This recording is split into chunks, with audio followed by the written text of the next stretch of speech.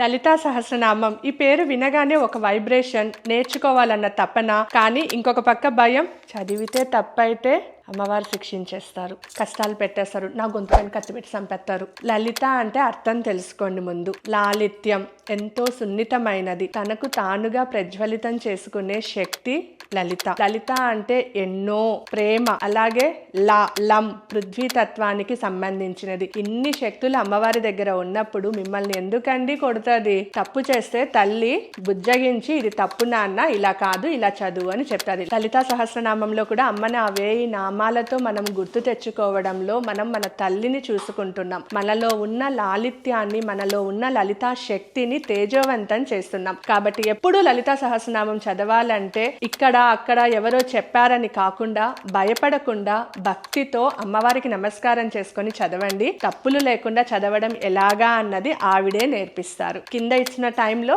నాతో లలితా సహస్రనామ పారాయణానికి మీరందరూ కూడా జాయిన్ అవ్వండి.